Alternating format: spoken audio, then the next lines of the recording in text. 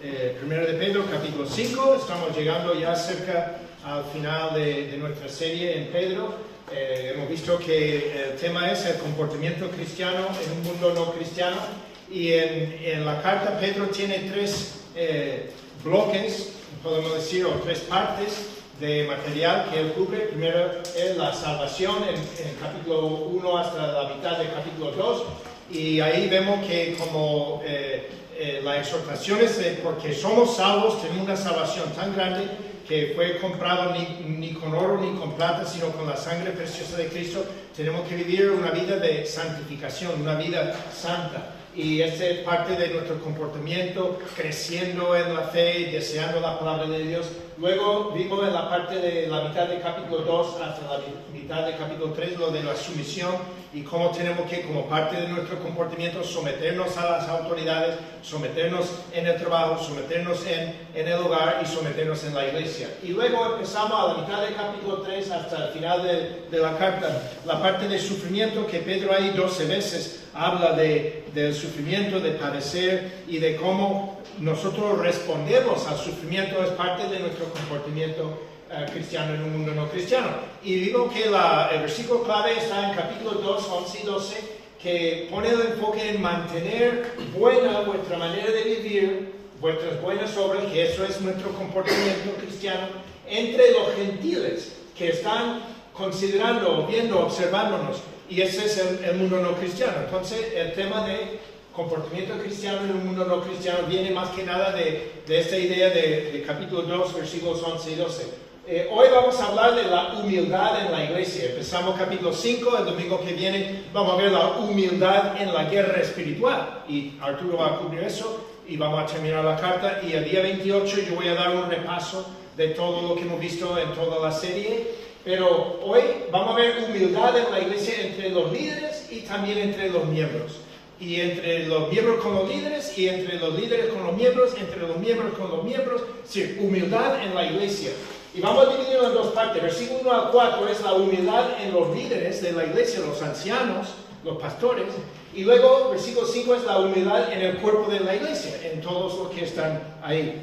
Pero antes de eso quiero compartir una historia, porque estamos hablando de humildad y que es el opuesto a la humildad, el orgullo. Y hay una historia de nuestro pan diario de hace 40 años ahí que yo llevo cogiendo, pero dice que había un profesor universitario que en un vuelo estaba sentado al lado de un soldado raso. Estaban volando juntos a un lugar y dice que como ese profesor era muy orgulloso, tenía mucha soberbia, dijo al soldado raso, dice, compartiendo lo inteligente que era, lo que había escrito, lo que había enseñado, diciendo que yo como era tan... Y dice, pues te hago un reto para impresionarte con lo que sepo.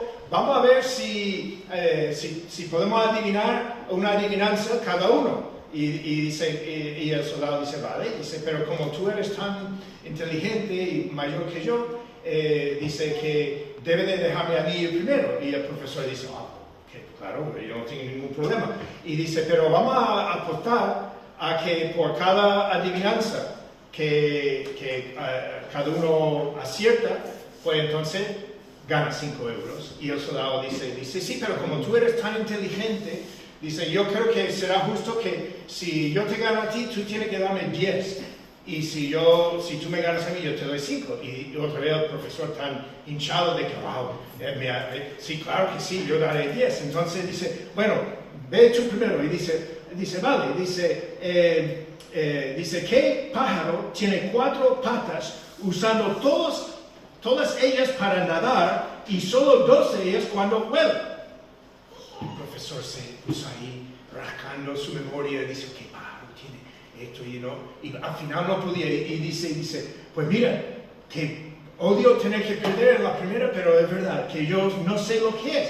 Y dice, aquí, toma tus 10 euros. Y ahora, dime, ¿qué pájaro es? Y el soldado dice, pues yo tampoco sé, toma tus 5. Y el hombre fue puesto en su lugar porque perdió y el soldado ganó. Entonces dice que el orgullo siempre nos prepara para la caída. Y en Proverbios hay un proverbio que pone así, y voy a sacarlo rápidamente, tenía que haberlo tenido ya preparado. Pero hay un proverbio que dice sobre el orgullo. ¿Y dónde lo tenía aquí? Aquí, en Proverbios 16, 18. Antes del quebrantamiento es la soberbia, y antes de la caída la altivez de espíritu. Y ese, en lenguaje moderno, hay un refrán que dice: el orgullo precede a la caída. Y eso es lo que aprendió el profesor. Pero vamos a ver la humildad en la iglesia, porque tenemos que tener humildad. Y como hemos visto ya, el comportamiento, porque somos salvos y para glorificar al Señor, hemos visto nuestro comportamiento sometiéndonos correctamente y ahora sufriendo. Vamos a ver que parte del sufrimiento es humillarnos, aún humillándonos entre nosotros. Requiere, bueno, a veces requiere sufrir. Ojalá que no tuviera que sufrir mucho, pero entre algunos creyentes a veces tiene que sufrir para humillarte ante algunos, porque realmente no lo ponen muy fácil. Pero hay que practicar la humildad, y vamos a hablar de la humildad entre los líderes y entre el cuerpo de la iglesia, todos. Entonces, vamos a leer primero, vamos atrás y leer primero versículo 1 al 4, la humildad en los líderes de la iglesia. ¿Vale? Vamos, primero de Pedro 5, del 1 al 4, dice: ruego a los ancianos que están entre vosotros, yo anciano también con ellos, y testigo de los padecimientos de Cristo, que soy también participante de la gloria que será revelada.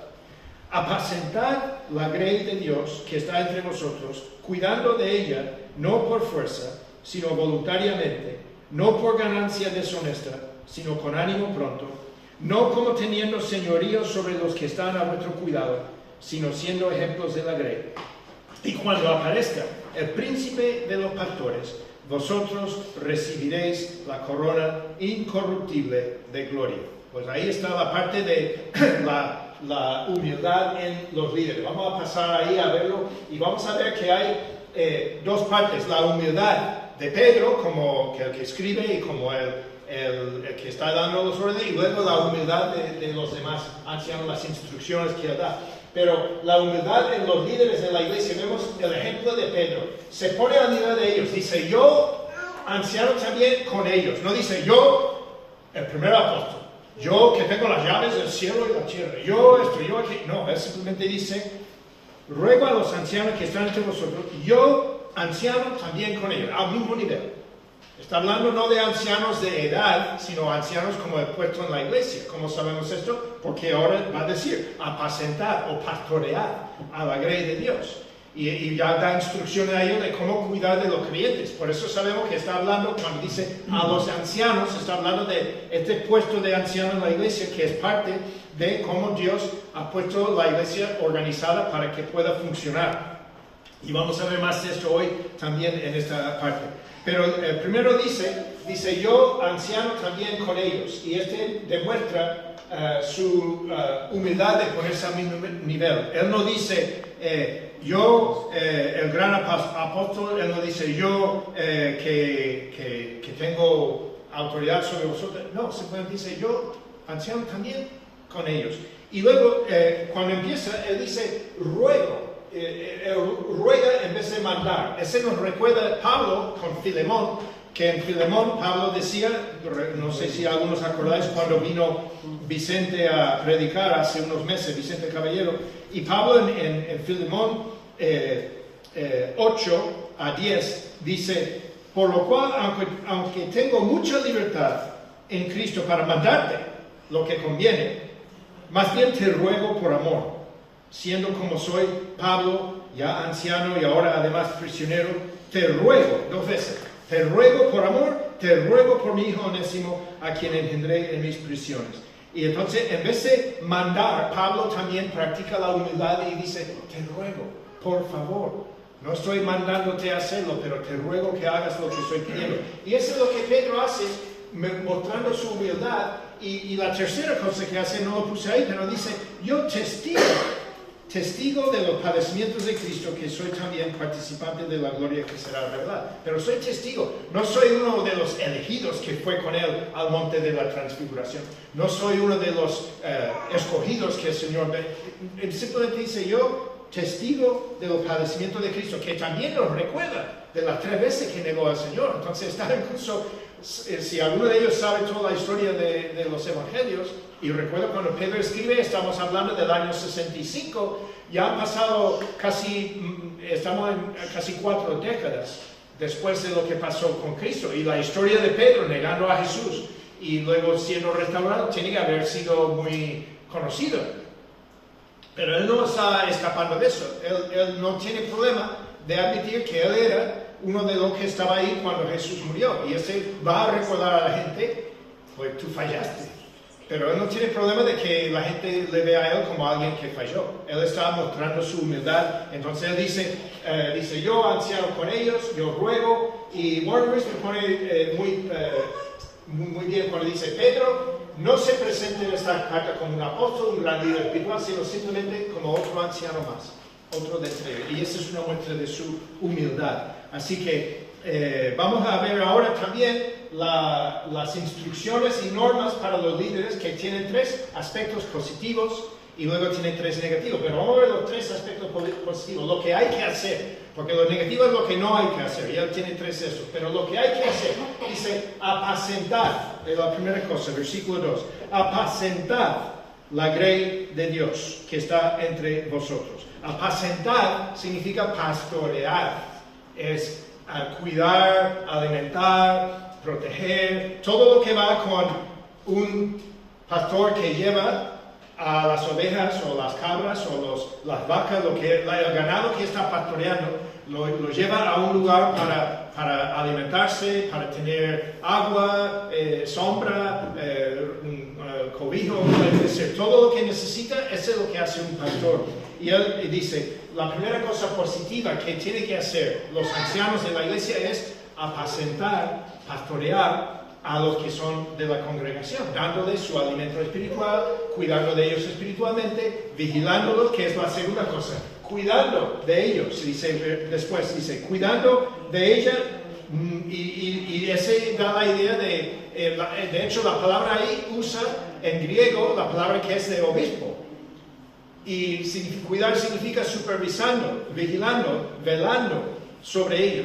Primero, apacentar, pastorear, proveer para lo que necesitan, cuidarles, alimentarles, etc. Pero luego también observarles, vigilarles, velar por ellos. Esa es la idea de cuidando. Y luego, por último, siendo ejemplos, en versículo 3, no como teniendo señoríos, sino siendo ejemplos de la grey. 3 cosas positivas que tienen que hacer los ancianos de la iglesia, los pastores: apacentar, cuidar y ser ejemplos. Y cuando dice la grey de Dios, esa es la razón, porque es la grey de Dios, no es el suyo propio. La iglesia del pueblo no es la iglesia de Frank, aunque mucha gente aquí en el pueblo lo llaman así y por años han dicho, oh, la iglesia de Frank, pero no, es la iglesia del Señor Jesús. Yo estoy aquí para ayudar a todo lo que puedo. Ahora, no es mi reino de taifa, y nunca he tenido esa idea, y no quiero tenerla nunca, pero es la grey de Dios, y por eso necesito con aún más, y veremos esto en las aplicaciones, pero con aún más cuidado, saber cómo llevar la iglesia, porque no es mía propia, es del Señor. Un buen líder cristiano reconoce que ha sido encargado con mucha responsabilidad y confianza, y tiene que cumplirlo fielmente como buen siervo o mayordomo del Señor Jesús. Eso es lo que dice Pablo en 1 Corintios 4, que es este versículo aquí. Así pues, ténganos los hombres por, ¿qué? Servidores de Cristo y administradores de los misterios de Dios. Ahora bien, se requiere de los administradores que cada uno sea hallado fiel. La palabra servidores es la palabra como siervo, esclavo, pero administrador es la palabra mayordomo. Y entonces, está diciendo que lo que sirven al Señor son mayordomos, es decir, que nos han encargado algo. Nos han encomendado algo, que es la iglesia, el cuidado de la iglesia. No es una cosa mía, es algo del Señor. Y ahora vamos a ver un momento, antes de pasar a las 3 instrucciones negativas, vamos a ver este modelo de la iglesia y por qué los ancianos son obispos y son pastores. Porque las 3 palabras se usan para la misma persona en la iglesia. Los ancianos son obispos en Tito 1, 5 al 9, que vamos a ver el pasaje en la siguiente diapositiva, pero Pablo los llama ancianos y obispos juntos en el mismo pasaje. Ese vamos a ver ahora. Los ancianos son obispos y pastores en Hechos capítulo 20, que también vamos a ver ahora. Ancianos, obispos, apacentar o pastorear. Y los ancianos son pastores aquí en Pedro, porque dice, yo anciano, con ellos también ruego a los ancianos pastorear. Pastorear, cuidando, episcopando a la iglesia que está a tu cuidado. Y por tanto los obispos son ancianos y pastores, como dice en Efesios 4:11, que el Señor constituyó a algunos apóstoles, otros profetas, otros evangelistas y otros pastores y maestros. Entonces, la idea de que el anciano es un obispo y el obispo es un pastor, y estos tres nombres van con el mismo oficio, es lo que vemos aquí. Y bueno, después de esto vamos a ver los pasajes. Mira lo que dice Warren Wiersbe sobre este tema. Dice, los tiempos de persecución exigen que el pueblo de Dios tenga un liderazgo espiritual adecuado. Pedro escribió este mensaje especial a los líderes de la iglesia para animarlos a cumplir con su trabajo fielmente. Los líderes que huyen en tiempos de dificultad solo demuestran que son asalariados y no verdaderos pastores, como dice Juan 10, 12 a 14. Las asambleas del Nuevo Testamento se organizaron debajo del liderazgo de ancianos y diáconos, porque en 1 Timoteo 3 da las cualidades de cada uno, ¿no? Y también en Hechos. Las palabras anciano y obispo se refieren al mismo oficio, porque en Hechos Pablo llama a los ancianos y les llama obispos. Entonces sabemos qué son. La palabra obispo a menudo se traduce supervisor, y en 1 de Pedro 5:2, nota que este título se aplica a Cristo en 1 de Pedro 2:25. Si miramos atrás, una página, en 1 de Pedro 2:25 dice, vosotros erais como ovejas descarriadas, pero ahora habéis vuelto al pastor y ¿qué? Y obispo de vuestras almas. El pastor y obispo. Porque ser anciano es ser pastor y obispo. Y lo que dice aquí, anciano se refiere a la madurez del oficial y obispo la responsabilidad del oficio. La palabra pastor, que significa apacentador, es otro título para este mismo oficio. Todos van juntos. Y ahora vamos a ver los pasajes. En Hechos, ancianos, obispos y pastores. Pablo llama, enviando pues desde Mileto a Éfeso, hizo llamar a ¿qué? Los ancianos de la iglesia. Por tanto, mirad por vosotros y por todo el rebaño que el Espíritu Santo os ha puesto por obispos para pastorear, apacentar la iglesia del Señor. Entonces, ahí está usando la palabra ancianos, obispos y pastores para la misma persona.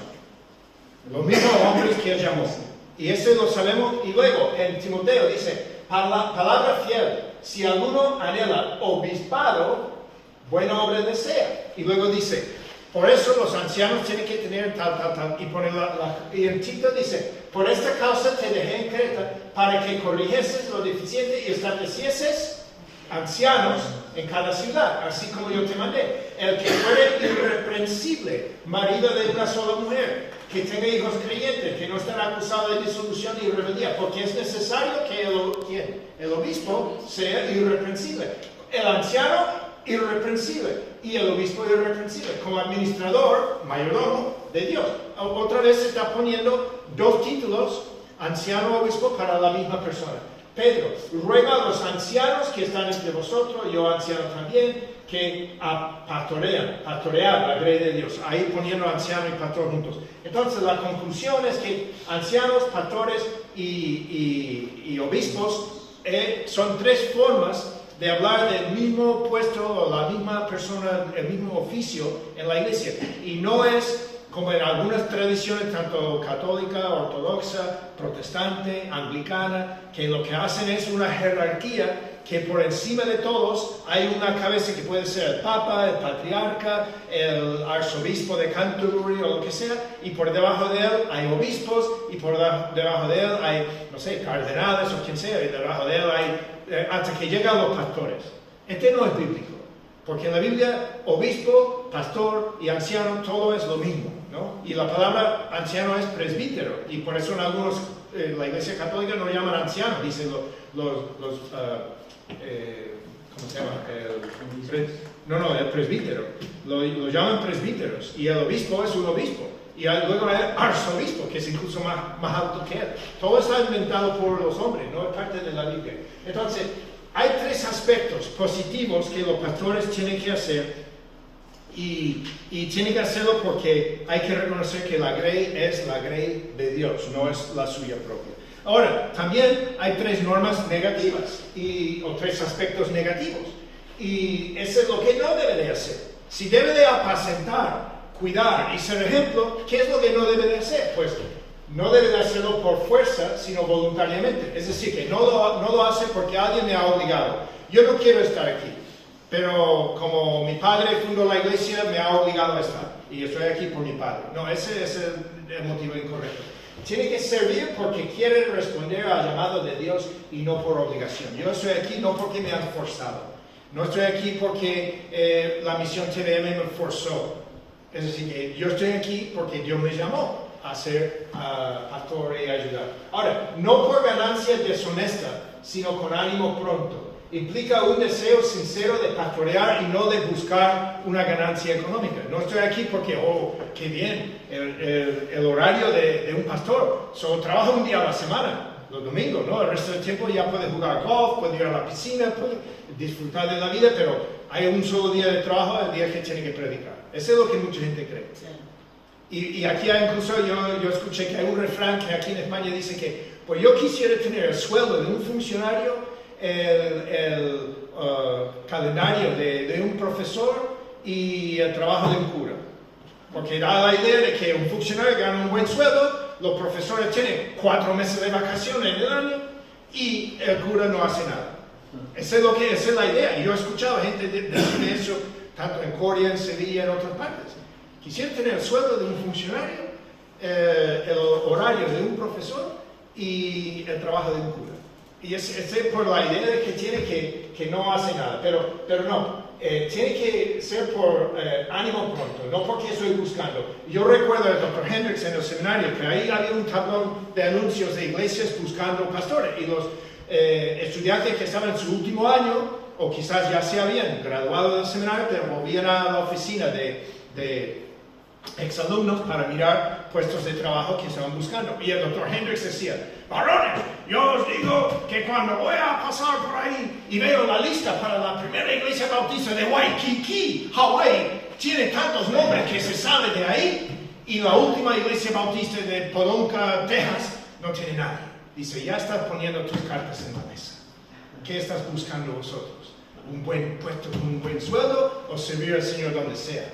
Y mira, los hablaba así de claro. Él no tenía pelos en la lengua. Pero que la gente tiene que mirar porque eso es el ministerio. Y desgraciadamente hay muchos ahí con sus programas en YouTube, con sus mega iglesias, que están ahí porque ganan un buen sueldo, porque sacan. De hecho, esta semana estaba escuchando el testimonio de un hombre en Estados Unidos que en su tiempo de adolescente, un hombre con minusvalía, se convenció por varios sanadores de estos en Estados Unidos, lo que montan la carpa y todo, y no le sanaron. Entonces, cuando él ya entró en la universidad y ya empezó, bueno, conoció a Cristo porque en su juventud venía de una tradición cristiana, pero no era creyente. Y fue a una de esas con 16 años, con 17 años, con 18 años, para que le sanaran de su minusvalía. Y no funcionaba. Y él siempre decía, pues es porque yo no tengo fe, o es que mi padre no ha dado suficiente dinero, tal. Pero ya estudió y él decía, toda esta gente, y nombró varios de ellos que eran muy famosos cuando yo era adolescente. Dice, ¿qué es la primera cosa que hicieron cuando llegamos a la reunión? Vamos a pasar la ofrenda de amor. Primero lo que quiere es coger el dinero. Y los que están ahí muchas veces en los canales de satélite y tal, siempre están diciendo, si tú siembras al Señor, pero a través de mí, siembras al ministerio de aquello, el Señor te va a prosperar, te va a sanar, y eso es falso, todo falso, pero están ahí porque quieren beneficios económicos, pero no debe de ser pastor o anciano por esos motivos. Y la tercera cosa negativa es no como teniendo señoría sobre lo que están a vuestro cuidado, sino siendo ejemplos. No teniendo ese deseo, aquí mando yo, esto es mi reino de Taifa, aquí yo voy a poner a la gente en orden y todos van a hacer lo que digo yo. Y voy a hacer, eso es lo que hacen los líderes de sectas, que obligan a la gente a vivir de cierta manera y poniendo una dictadura. Y la iglesia no es una dictadura, la iglesia es la grey del Señor. y es un puesto de autoridad, es verdad, pero es un puesto de responsabilidad también. Y no podemos coger que la autoridad es mía porque la iglesia es mía. No, es la grey de Dios, es la iglesia del Señor y no mío. Y dice que en inglés hay un refrán que dice: el mejor líder es el que lidera dando ejemplo. Esto es el mejor líder que hay, el que lidera dando ejemplo. Entonces significa servir como Cristo, no para establecer un reino personal o abusar de la autoridad. Y hay una recompensa para hacer estas tres cosas positivas y negativas. Y dice al final del versículo 4, cuando aparezca el príncipe de ¿quién? El príncipe de los pastores, porque Él es el pastor y obispo de vuestras almas. Y este es el príncipe, es el Cristo. Cuando aparezca el príncipe de los pastores, vosotros, que habéis sido fiel, recibiréis la corona incorruptible de gloria. ¿Ves? Entonces esto es lo que hay que hacer los que lideran la iglesia. Y otro cita de Wiersbe dice: todo en la iglesia local sube o baja con el liderazgo. No importa cuán grande o pequeña una congregación pudiera ser. Los líderes tienen que ser cristianos, cada uno con una vital relación personal con Cristo, una preocupación amorosa por su gente y un deseo genuino para agradar a Jesucristo. Lideramos sirviendo y servimos sufriendo. Así es como lo hizo Jesús y es la única manera que verdaderamente le glorifica. Recuerda que estamos hablando de glorificar al Señor. Eso es lo que vamos a ver ahora en la parte de la humildad en el cuerpo de la iglesia, la humildad entre los creyentes. Porque aquí, recuerda lo que vimos en capítulo 3, versículo 8, sed todos de un mismo sentir, compasivos, amándoos, misericordiosos, amigables, no devolviendo mal por mal, etcétera, etcétera. Pero toda esta relación unos a otros. Y luego en capítulo 4, del 7 al 11, ante todo tienen entre vosotros ferviente amor, hospedaos unos a otros, ministrad los dones unos a otros, habla tal y tal, pero todo era unos a otros para que en todo sea Dios glorificado por Jesucristo.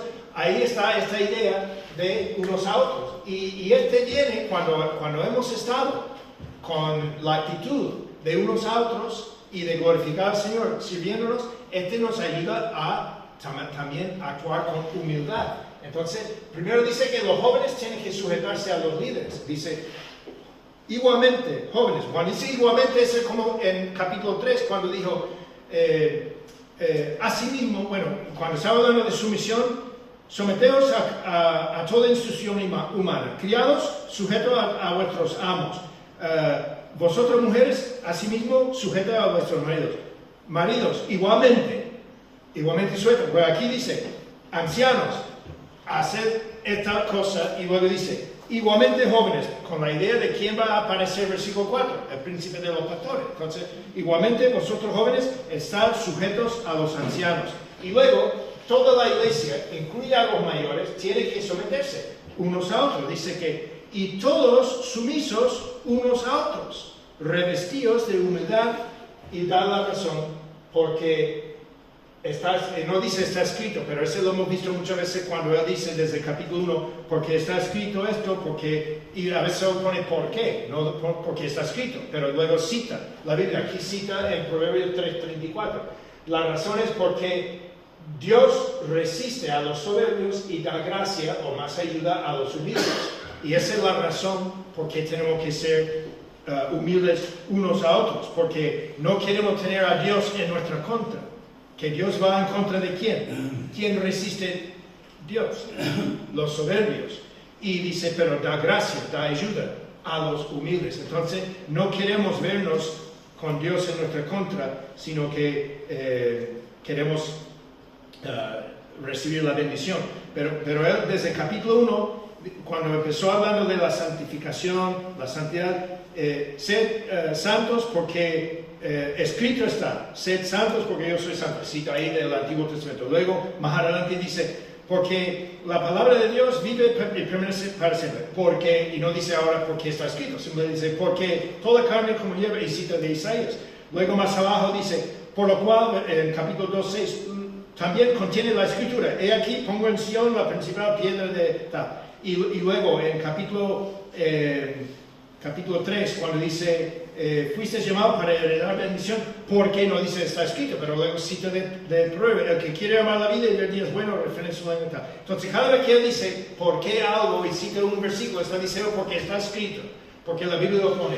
Entonces la razón es porque la Biblia lo pone. La Biblia pone que tenemos que ser humildes porque Dios va a dar una bendición. Entonces, recordad lo que vimos en el pasaje de capítulo 4, glorificad a Dios en los unos a los otros. Y ese, en cuanto a administrar la iglesia unos a otros, hay que practicarlo entre todos creyentes.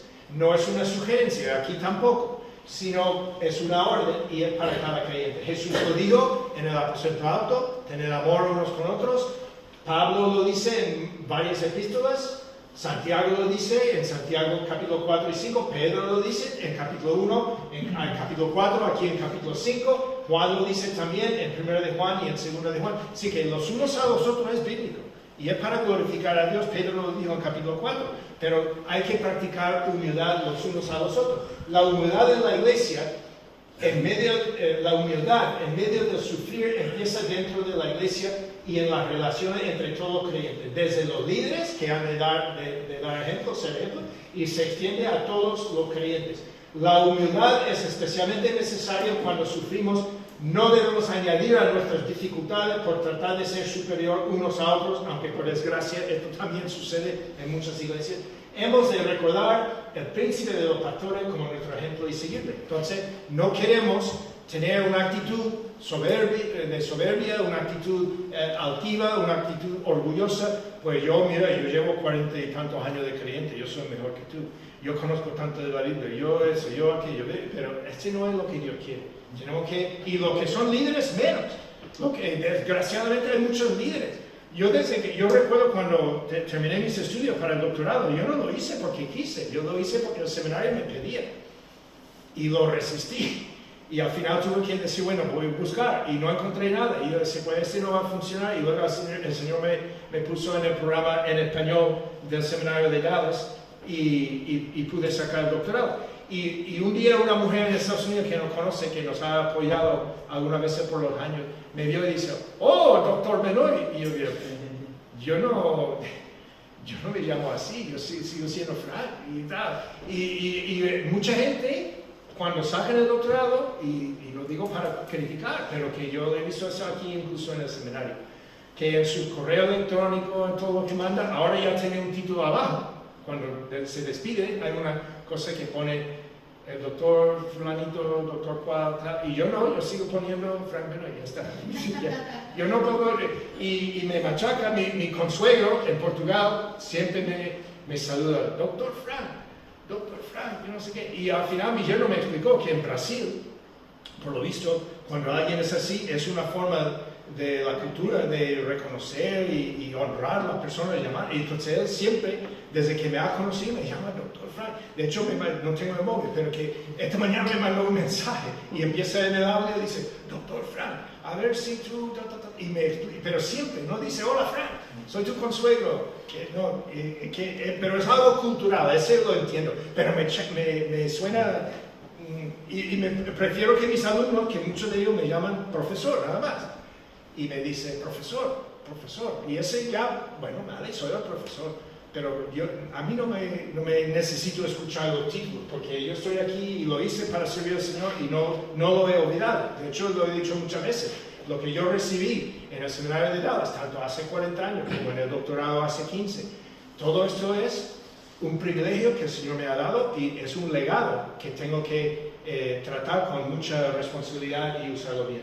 Ahora, la historia cristiana está llena de ejemplos de los cristianos, entre comillas, porque se decían cristianos, pero realmente no lo eran, que no vivían con humildad unos con otros. Es un triste reflejo sobre la profesión de fe que supuestamente tenían. Por eso hay un refrán que dice, como lo dije hace un tiempo, morar en el cielo con los santos de antaño, eso será la gloria. Pero vivir aquí abajo con los santos que conozco, esa es otra historia. Porque muchas veces los que están aquí nos chascan, nos molestan y no estamos dispuestos a vivir humildemente con ellos. Y no debe de ser de esta manera. Ahora, conclusiones de lo que hemos visto hoy en el pasaje. La palabra de Dios da instrucciones a la iglesia tanto para los líderes como para los miembros. No hay instrucciones solo para los miembros. Y hay iglesias, parece que hay iglesias que los líderes no tienen que más que recibir la adulación, la obediencia, las ofrendas, etcétera, de la gente. Pero es la gente que tiene que hacer todo, porque solo hay instrucciones para ellos. No, hay instrucciones también para los líderes. Y también la humildad es una de las instrucciones que Dios quiere. Los ancianos encargados en la iglesia son pastores para cuidar de la congregación como siervos que responderán a Cristo por su ministerio. Porque dice que en versículo 4, cuando aparezca el príncipe de pastores, o va a dar una recompensa de la corona de gloria, o no. Y esto es algo que hay que tener en cuenta.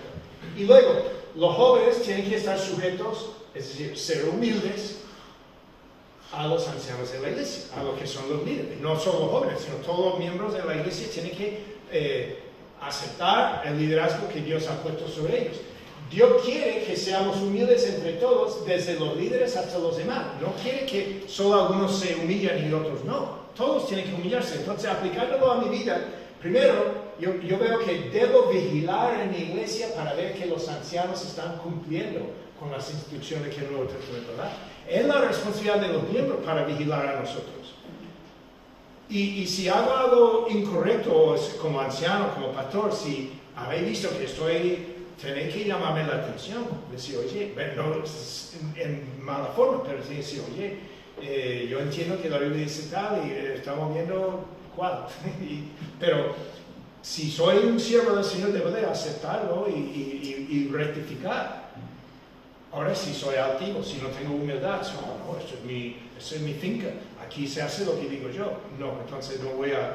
Pero cada miembro debe de vigilar para ver que los ancianos, los pastores están cumpliendo con lo que la Biblia dice que hay que cumplir. Yo pensé en hacerlo, pero no, al final lo hice. Sacar en los estatutos lo que dice que los ancianos y pastores tienen que hacer su descripción de responsabilidad en la iglesia, porque ahí dice que tenemos que servir. No dice que tenemos que mandar. Tenemos esta responsabilidad y autoridad, pero no dice que tenemos que mandar sobre todos, sino que tenemos que servir a todos. Segunda cosa. Cada miembro debe de ser sumiso y obedecer a los ancianos de la iglesia con humildad. Tengo que reconocer que Dios ha puesto ciertas personas en la autoridad de la iglesia y tengo que someterme a ellos. Y si hay una diferencia o una cosa, pues tratarlo con humildad entre todos.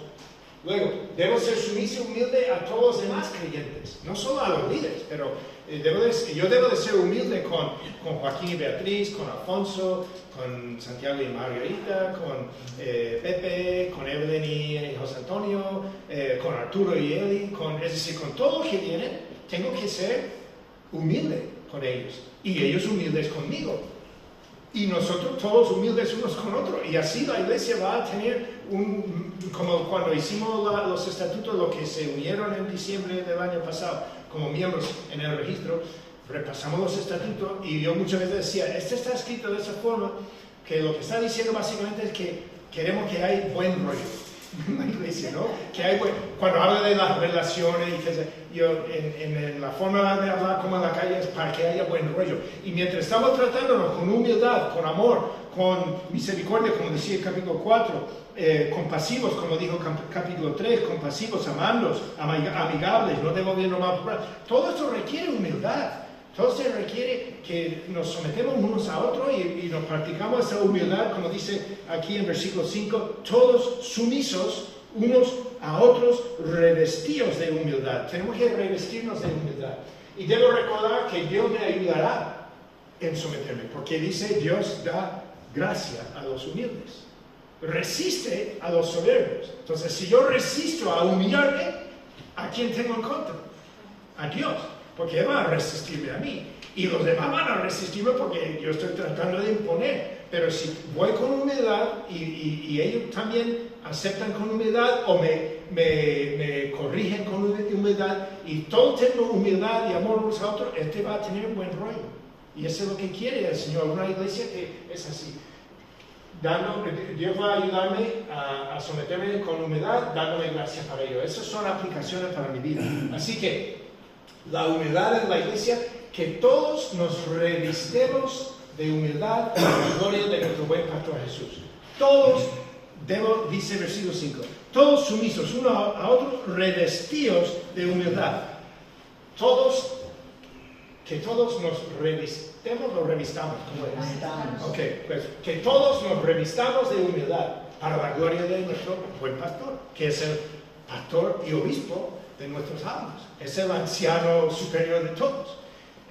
Y esto es lo que tenemos que hacer para ello. Entonces, asimismo vosotros, los más jóvenes, están sujetos a los mayores, todos revestidos de humildad en vuestro trato mutuo, porque Dios resiste a los de la gracia. ¿Quién? Los humildes. Ese versículo 5 de la Biblia de las Américas. Y con eso recordamos que nuestro comportamiento cristiano será humilde unos a otros, y el mundo va a ver, porque estamos en este mundo que no practica así, y nosotros sí debemos de practicarlo.